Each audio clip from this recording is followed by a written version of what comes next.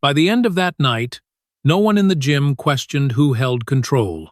10 black belts arrived expecting a public correction, something loud, decisive, and easy to explain afterward. What they witnessed instead lasted less than half a minute, involved almost no visible force, and left no injuries worth mentioning. But years later, those who were present would still struggle to describe what actually happened, only that, when it was over, the challenge no longer existed, and neither did the need for another word. The gym was closed to the public that night. No signage. No spectators who had wandered in by accident. The doors were locked not for secrecy, but for containment, for the simple reason that what was about to happen did not require an audience beyond those already present. The room itself was ordinary by training standards. Wooden floors worn smooth by years of footwork, heavy bags pushed to the edges, fluorescent lights humming faintly overhead, nothing ceremonial, nothing staged. The kind of space where people came to test themselves, not perform. Those who arrived early stood in small clusters. Most had trained long enough to recognize each other by posture alone. Black belts, instructors, senior students, men whose authority was built on years of repetition and public validation. They spoke quietly, but their expectations were aligned. Whatever happened would be decisive. Challenges, in their experience, always were. They believed rank would simplify the evening. 10 against 1 was not a provocation, it was a correction. When Bruce Lee entered the room, there was no change in the atmosphere that could be measured. No dramatic pause, no acknowledgement beyond a few nods. He did not inspect the space or claim its center. He placed his bag down neatly and stood where there was room, as if nothing distinguished this night from any other. That restraint unsettled some of the onlookers more than confidence would have. Challenges usually announce themselves. Someone speaks, someone frames the rules, someone reminds the room who has more to lose. None of that happened here. The expectation of confrontation hung in the air without being named, creating a tension that felt procedural rather than emotional. This was not anger. It was bookkeeping. The men who had come together believed they were safeguarding tradition. They had heard the rumors, stories of unorthodox training, of dismissal toward established forms, of effectiveness that did not align with the systems they had spent their lives mastering. A single person, they reasoned, had stepped outside the structure. Numbers would return the balance. Yet the longer the room stayed quiet, the more the structure itself seemed fragile. Lee did not stretch dramatically or prepare in a visible way. He observed, listened, let the room exist as it was. The absence of preparation was mistaken by some for indifference, by others for arrogance. But those closest noticed something else, an attention that did not fixate on any one person, but on spacing, angles, distance, things not listed on certificates. The expectation of violence was shared, but the form it would take was not. Someone finally spoke, not loudly, not aggressively. It was a statement rather than a challenge. An invitation to demonstrate, to clarify, to put speculation to rest. Lee nodded once. No rules were announced. None were needed. Everyone in the room believed they already understood how this would go. They were trained to recognize conflict by posture, by stance, by the tightening of shoulders. None of those signs appeared. What remained was a room full of assumptions, and a silence that asked the only question that mattered, not who would win, but whether winning was ever the point.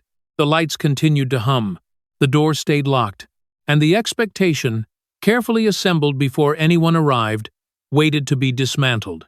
The challengers did not arrive together, but their presence formed a single shape. They spread naturally across the room, not to surround, not to intimidate, but to establish symmetry. Experience teaches patterns, and they were standing inside one they trusted. Each man carried authority, earned in public spaces, tournaments, schools, demonstrations. Their credibility had been affirmed by witnesses, by students, by titles spoken aloud. They were not reckless. They were not angry. This was not personal. In their minds, it was administrative. A question had been raised. They had come to close it. What made the situation unusual was not the imbalance of numbers, but the way it had been framed. No single challenger stepped forward. No representative spoke on behalf of the group. The challenge itself was collective, diffuse, and therefore harder to address in the usual way. Group authority behaves differently than individual confidence. It removes hesitation. It spreads responsibility thin enough that doubt has nowhere to land. The men believed that even if one approach failed, another would follow. Someone would adjust. Someone would compensate.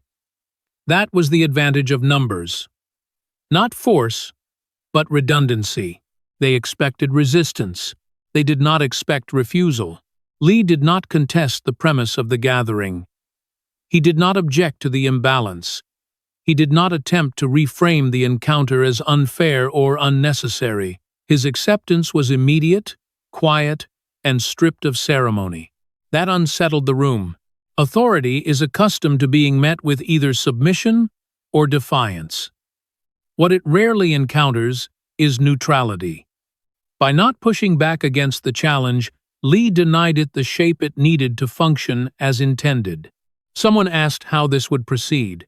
The question itself revealed an assumption that a method would be declared, that structure would be imposed from above. That control required explanation. Lee answered simply that it would be brief. Nothing more. The challengers exchanged glances. Briefness, in their experience, belonged to exhibitions or dismissals, not to situations involving 10 trained men. The statement was not threatening, but it reframed the evening in a way that could not be ignored. They began to adjust their stances. Subtle shifts, feet angling outward, weight lowering, not aggression readiness. The room responded instinctively, like a held breath passing from chest to chest. Yet Lee did not mirror them. He remained upright, balanced, uncompressed. His posture suggested neither attack nor defense. To trained eyes, this was confusing. Systems teach readiness through visible preparation. What stood before them looked unfinished, incomplete. That misinterpretation became the foundation of the challenge itself. Collective authority relies on shared expectations, on the belief that everyone understands what competence looks like. But as the room watched Lee remain unaltered by the pressure being applied, a quiet fracture appeared. If this was preparation, it did not resemble theirs. If it was confidence, it lacked display. If it was ignorance, it was remarkably calm. The challenge, meant to expose limits, began instead to expose assumptions. No one moved yet. No signal had been given. But something subtle had already shifted. The challengers were still united, still convinced of the outcome but no longer fully certain of the process. And in that gap, between what they knew and what they could not categorize, the evening began to slip away from them. The silence returned, heavier than before. Not because something was about to happen, but because, without realizing it, the challengers had already stepped into unfamiliar ground. The silence did not break on its own. It had to be carried. What unsettled the room was not fear, but duration. In structured challenges, moments are marked by commands, by bows, by some agreed signal that separates preparation from action. Here, none arrived. Time stretched without permission, and the absence of escalation began to feel like a decision rather than a delay. The challengers stood ready, but readiness without direction becomes exposed. Muscles hold tension only so long before awareness turns inward. Breath grows louder. Balance shifts unnecessarily. Small adjustments begin to betray impatience. Still, nothing happened. Spectators, those not directly involved but close enough to feel responsible for witnessing, started to sense that the expected arc of the evening had been disrupted. This was supposed to move quickly, efficiently. Authority does not linger, yet Lee remained still, not frozen, not passive, Still in the way a body becomes when it no longer needs to announce intent, his attention appeared diffused, unfixed, as if the room itself, not the men within it, was the object of observation. This confused the usual cues. There was no target to pressure, no posture to provoke, no tension to answer with more tension. One of the challengers shifted forward half a step, then stopped. Not because he was blocked, but because the movement felt premature. Without a trigger, action risked appearing voluntary and therefore unjustified. The collective strength of the group, which moments earlier had felt absolute, now required coordination. Someone would have to begin. Someone would have to define the moment. No one did. What the room experienced next was subtle and difficult to name. It was not intimidation. There was no display of dominance, no narrowing of eyes, no tightening of fists. The pressure came from somewhere less visible, from the realization that nothing was being asked of Lee, and therefore nothing could be resisted. The challengers had come to test technique. What they encountered instead was uncertainty. In training halls, uncertainty is usually brief. It is corrected by drills, by hierarchy, by repetition. Here, it was allowed to remain, and the longer it did, the more it displaced confidence with self-awareness. Spectators later recalled that this was the moment they felt the outcome had already been decided, though nothing had occurred. Not because they foresaw violence, but because the emotional center of the room had shifted. Control no longer belonged to the group. Lee's restraint forced the tension outward. It settled on those who had come prepared to apply pressure, not receive it. Their silence, meant to be authoritative, began to feel like hesitation. Finally, someone moved not forward, but sideways. A test of distance. A way to reassert agency without committing fully. That was enough. Not as a signal, as a condition. The room had crossed from expectation into inevitability, not because something dramatic was about to happen, but because the opportunity to define it had passed. Whatever came next would not resemble a challenge. It would resemble a correction, and it would not need to be explained. What happened next was not announced. There was no signal that separated stillness from action. No audible cue. No visible escalation. The movement began in the same register as the silence that preceded it controlled, almost indistinguishable from inaction until it was already complete. Those closest later struggled to describe the beginning. Some said it started with a step. Others remembered a shift in angle, a sudden absence where a body had been a moment earlier.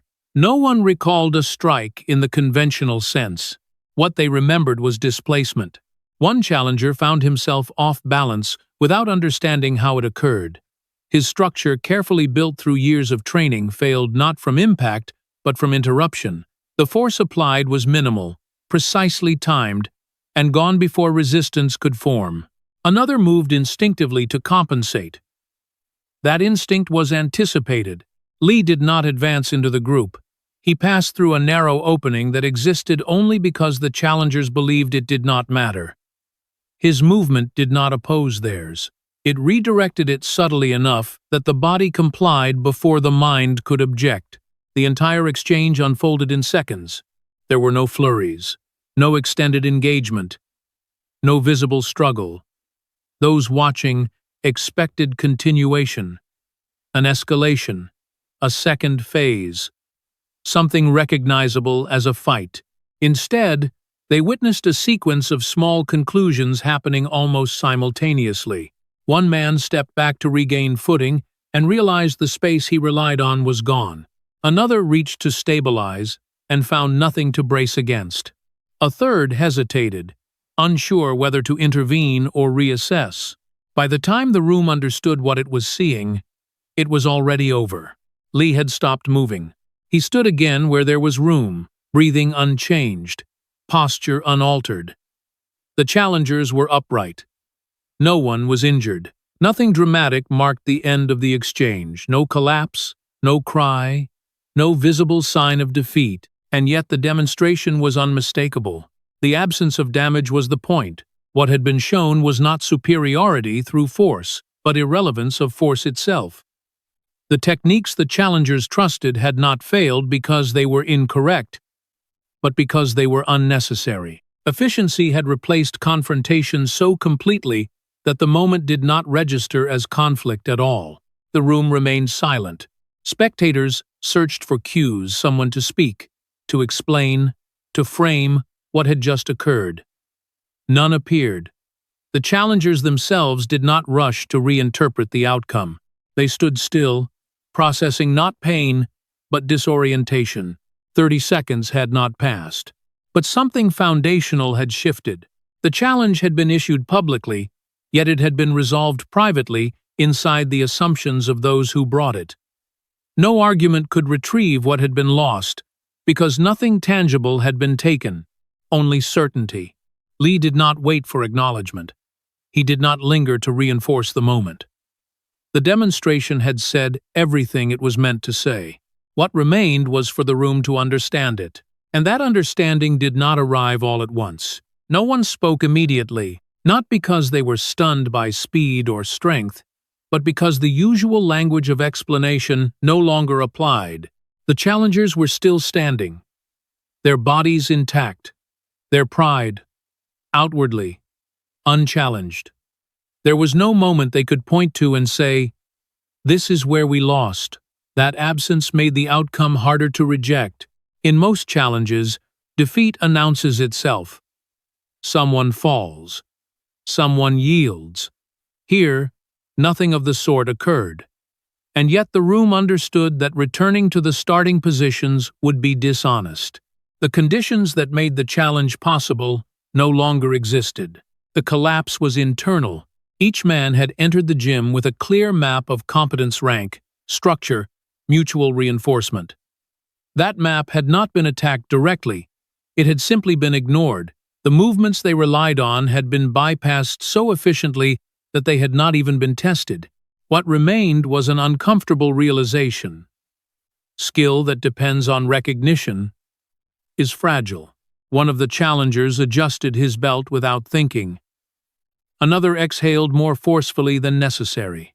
These were not gestures of surrender, but of recalibration, small attempts to regain orientation after discovering that familiar landmarks no longer held. No one asked for a rematch. The absence of injury made argument impossible.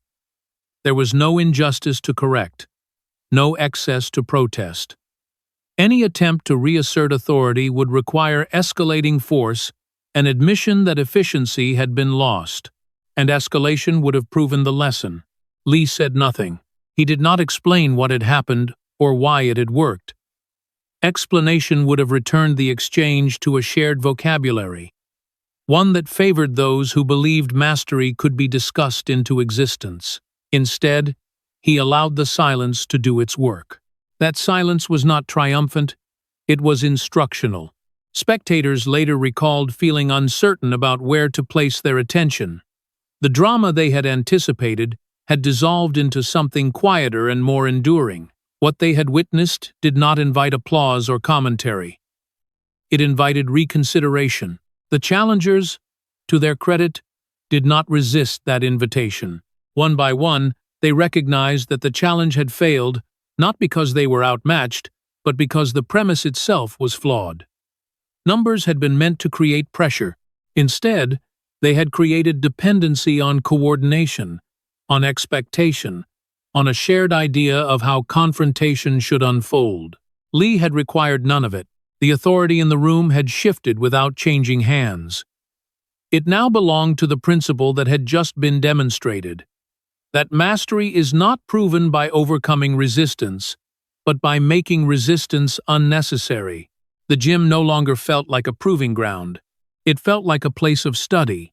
And with that shift came a quiet ending not to the evening, but to the argument that had brought them there. What remained was not resentment, but a question no one voiced aloud. If this was possible, what else had they misunderstood? No record was made that night. No footage surfaced later. No formal account was written that could be reviewed, disputed, or corrected. The gym returned to its routine. The lights switched off. The doors unlocked the next morning, as if nothing unusual had occurred. And yet the story did not disappear. It moved the way certain incidents do, quietly, selectively, carried by those who had no reason to exaggerate. When it was retold, details shifted. The number of challengers changed. The length of the exchange varied. Some said it was seconds. Others insisted it was longer. But the conclusion never altered. Whatever happened in that room ended the challenge without force. Years later, instructors would reference the incident without naming it. A pause during training. A correction offered without explanation. A reminder that efficiency does not announce itself. Students sensed there was a story behind these moments, but were rarely given the full version. Those who had been present spoke of it only when asked, and even then, cautiously. Not because they were embarrassed, but because describing it accurately proved difficult. Language tended to distort it. The moment resisted framing. What endured was not the spectacle, but the teaching, the idea that mastery could be quiet, that control did not require domination, that the most decisive demonstrations leave no visible mark. For Bruce Lee, the incident was not commemorated. He did not reference it publicly. He did not use it to validate his approach. The absence of acknowledgement ensured the lesson traveled without attachment to ego. Over time, the story detached itself from specifics and became something closer to a benchmark, a moment practitioners measured themselves against without realizing it, not a challenge to replicate, but a reminder of what restraint could accomplish. Those who trained long enough eventually understood why it lingered. It was not about winning against numbers. It was not about disproving tradition. It was about revealing a gap between appearance and function and closing it without ceremony. The locked gym became irrelevant. The black belts became footnotes. The exchange became legend not because it was dramatic, but because it was complete. Long after the people involved had moved on, the silence of that night continued to instruct. It suggested that the highest level of skill is often indistinguishable from simplicity, and that when mastery is genuine, it leaves behind no argument, only clarity. The story survives not because it demands to be told, but because it refuses to be forgotten. And in that refusal, it continues to teach quietly, decisively, without ever needing to raise its voice.